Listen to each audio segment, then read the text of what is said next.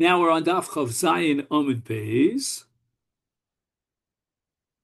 and we're trying to understand why is it that we're allowed to take advice from an idolater when he recommends a certain kind of a drug. And the Gemara says, Savar Shiuli Meshaile. He thinks, that's how Rashi explains it, that we are testing him to see whether he's honest or dishonest. Meaning he's going to prescribe a certain drug. We're going to go ahead and try the drug, and then we're going to see that it's detrimental to his health.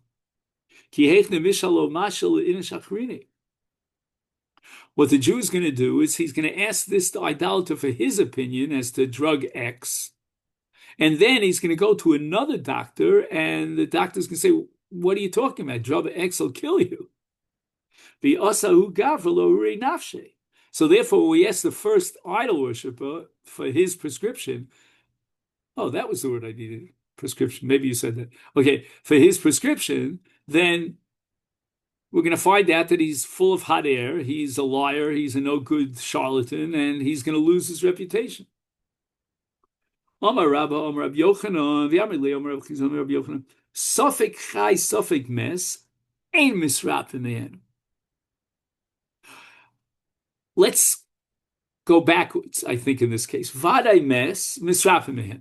A man is in a do or die situation. If you leave him alone as is, he will die.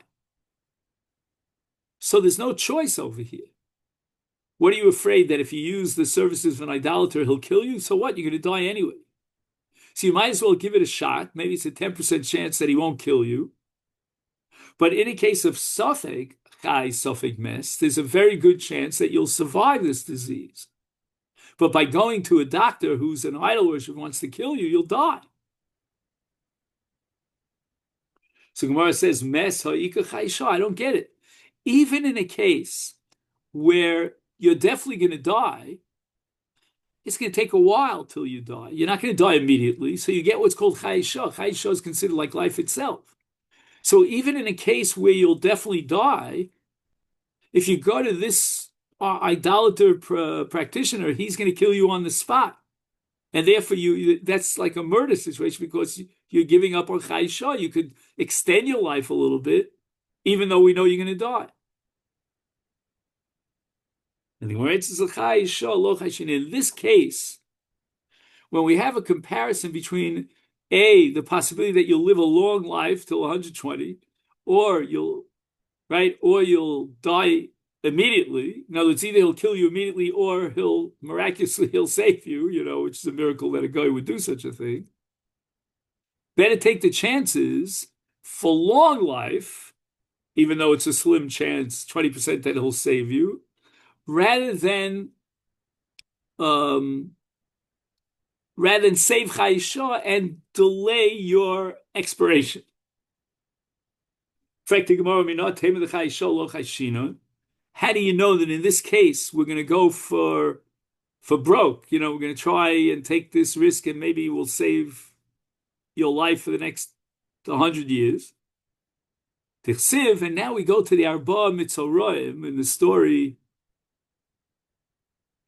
in Tanakh. Well, what happened was that these Mitzorim were sent Chutz LaMachne, and right next door was Aram. These were the enemies of the Jewish people. Now, the four Mitzorim were dying of starvation. They had no food.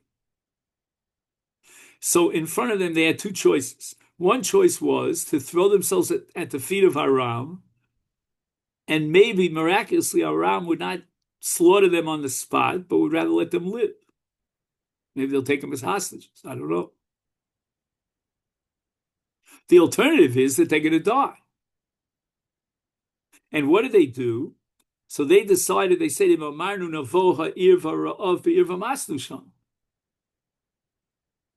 better that we throw ourselves at the feet of the Aramites rather than die of starvation. So, how could they do such a thing? In other words, they're starving, but they're going to live another 10 minutes, another hour, another day. And therefore, why put yourself in a situation where they're going to kill you immediately as soon as you come begging for food? Let yourself die, but at least you'll save Chaysha. The answer is that Chaysha lo Chayshinon. Chaysha doesn't hold a candle keneged Chayolam. Now, what bothers me, and I don't see anyone who raises this question offhand, is how can we derive halacha from these four mitzorot? I mean, I wouldn't say that they were the tzadikei adar, but on the other hand,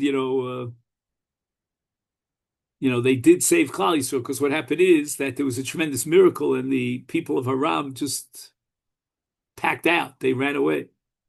And then the four Mitzoram, after they stuffed themselves with food, they went back to the Machne Yisrael to notify the Jewish people that we won. Meisvei, we have a kasha on Rabbi Yochanan, Lo Yisa v'yitein adam imam minim.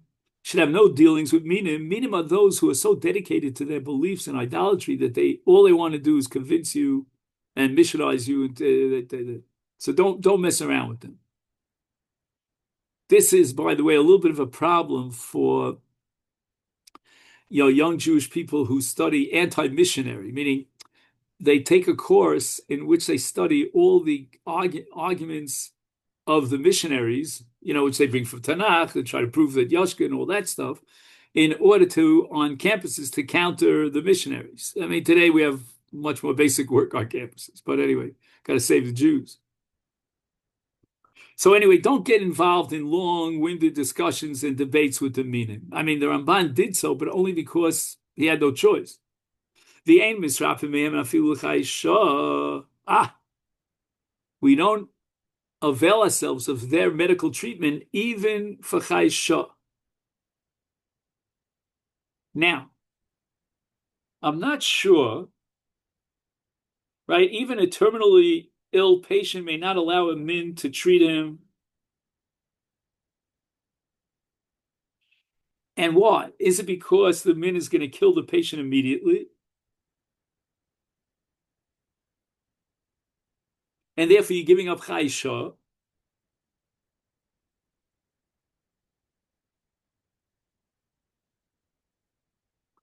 So we're not going to take the risk of a miracle that maybe this min will save him. Or is it possible that the discussion here in this brisa does not revolve around retzach, around his killing you, but rather about, in a sense, allowing the min to use his voodoo, his idolatry and his deity to save your life. In which case you're benefiting from Avoda Zara. But in any event, right now, at this point, we are under the impression that we will, we would rather, right? We would rather not risk his saving you and assume he's going to kill you immediately. Right? So again, how is the kasha on Rabbi Yochanan? Rabbi Yochanan, just 1 second. I'm sorry, I just got to get the calculation here.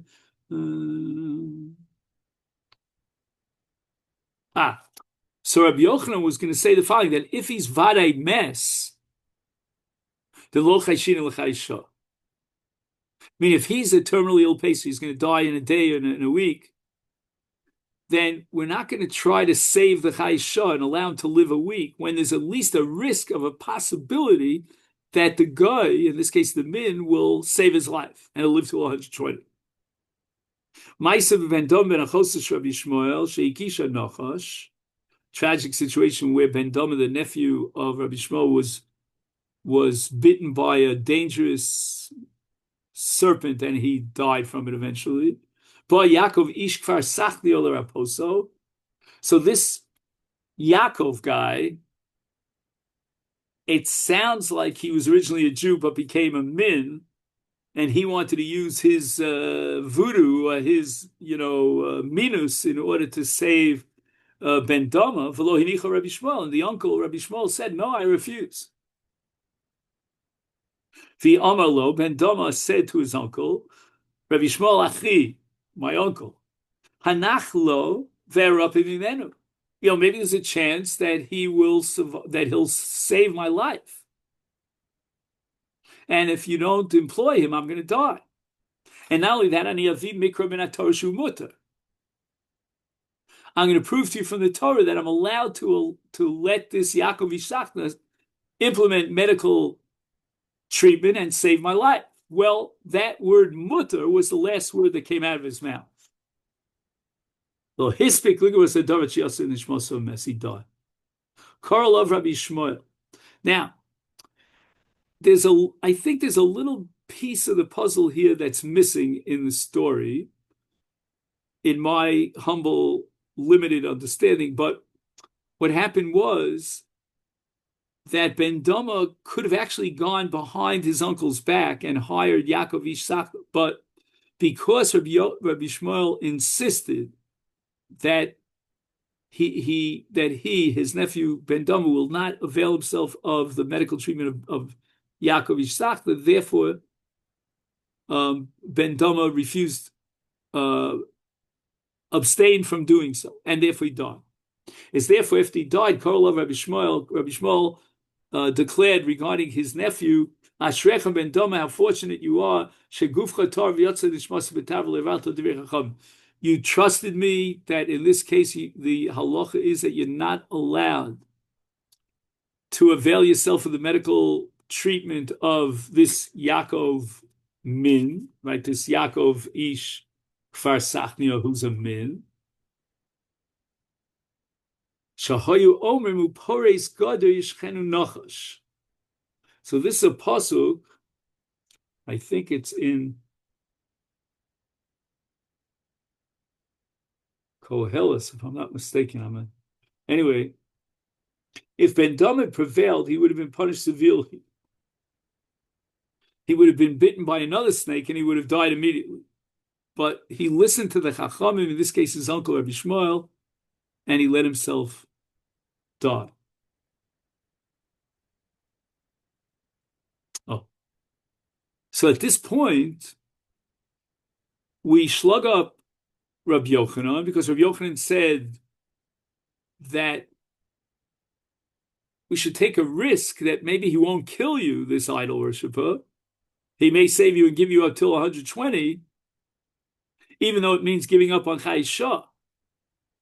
Here it seems to say, no, we're not going to allow ourselves to benefit, even take the risk, and you'll die in a minute or 2 minutes or a week or whenever you're going to die.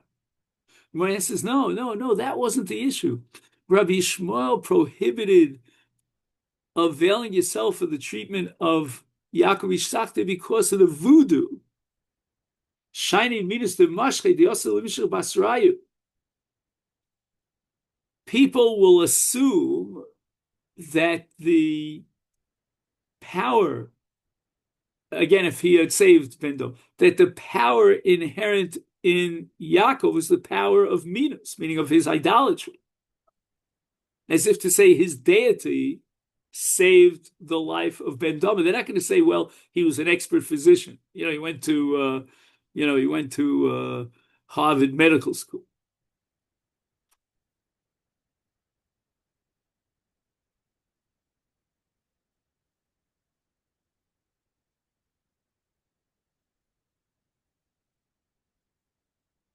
Actually, it's worth risking momentary life for the risk of possibly achieving a long-term cure. But in this case, the doctors are min, we are concerned that if he is successful in effecting a cure, he will attribute success to his deity. I guess he, in this case, means the min, and will utilize this as a means of ensnaring followers, meaning of missionizing. The rabbis therefore forbade even a terminally ill patient to accept medical treatment from a min. I just wonder out of the box if there's any practical implications today. I mean, let's say if I were to tell Ploni Almoni that if he flies to, some place in Asia, and there's a lot of idol worship in Asia, that they're gonna the doctor will save your life, and the doctor is going to claim, well, I saved his life through use of all these sorcery or whatever it is, then maybe you're not allowed to do so. You have to die. Omar Mar, the Brisa says, Lo avarti al divrei chavercha. Shayu omer muporetz gadish yishmechenu nochash. Iu nami chivi tarkia, chivi derabanan, to lesle asuta klal. So what is this threat that if he violates the will, the Rabban will be bitten by a snake? He already was bitten by a snake, but the answer is he'll be bitten by a snake for which is no remedy at all. He'll die immediately. Now, Ben Dama, before he died, said that if you would allow me to quote a pasuk, I would prove to you that it's mutter. And the answer is, V'chai bohem. Torah says, V'chai bohem v'lo sheyamas bohem. So we don't have to give up our lives for the sake of non-violation of the Torah law. So human life is paramount and overrides even the most severe averos. Rabbi Shmuel, he wasn't going to be impressed. He knew that pasuk as well. Hani milibitzina b'far hesiolo. There are tzvei dinim in Kiddush Hashem. Two categories and cases in which we can deal with the question whether you have to give it your life rather than violate these. If it's betzina, so that's only Kiddush Hashem. And there, Rabbi Shmuel would allow you to do even that which looks like Avoda Zara for the sake of a chayba. But if it's befar hesia, now we have an additional dimension. It's not just Kiddush Hashem and Ikdashi B'tov B'nai Yisrael, but it's also L'Schalu Shem Kodshi. There's an Isur Chil Hashem in public. Is minayin? Minayin Shimon Lo Adam Avoda Avoda Zara Al Tehore Gaval Yehore. If they put a gun in your head and said either worship this idol or I'll kill you, then you worship the idol. We derive that from V'chai, but for Lo Shiyamas. But Yachol Afilu Farhes, I might think that even publicly in front of 10 Jews, then you're allowed to bow down in order to save your life. No, and now we have another element that we add to the equation, and that is Chil Hashem, because it's public. By the way, it's a very interesting Chakira, the Minchas Chinuch. He wants to know, let's say there are 9 Jews, plus the 10th is the one who's going to have to give up his life. Does that constitute Farhesia, or it means Farhesia means that he is in front of 10 Jews? If it's a pikuach nefesh situation and we would desecrate the Shabbos in order to save his life, then we don't take or avail ourselves of medical treatment from an idol worshiper. And again, this comes back to the old question of reputation. Since he's in a life-threatening situation, Araya, we're going to violate the Shabbos, then the guy is going to say, well, I didn't kill him. He was going to die. He was going to die anyway. So he doesn't risk his reputation by killing the Jew. Ika diamri, others say, Omar Rabbi Barchana, Omar Rabbi Yochanan, Kol Mako shel Cholol, Ein Misrafim Bahem. In other words, if it's an internal injury in one of his internal organs, then his life is in danger, and therefore there's nothing to inhibit the pagan physician from killing the Jew. My binayu, l'chora, they're both, saying the same thing. In other words, the first formulation of Rabbi Barchan in the name of Rabbi Yochanan was Mechalan Elas Shabbos, and then comes old Rabbi Barchan in the name of Rabbi Yochanan and says, well, it's a Makach Shel Cholol. And the Gemara answers, Ike Beinayu, Gav Hayad v'Gav HaRegel. Maybe he had an injury on the top of his hand, that's called Gav Hayad, or an injury on the top of his leg, which is Gav HaRegel.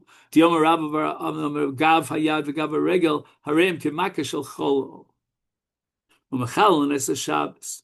So again, if we go with the first girsa, the first lishna of Rabbi Yochanan, then you can't go to a pagan practitioner to have yourself, for him to save you because he's in a life-threatening situation, even though it's not an internal injury, it's an external injury, but it's considered in this case on top of your hand, top of your foot, as an internal injury. It's life-threatening.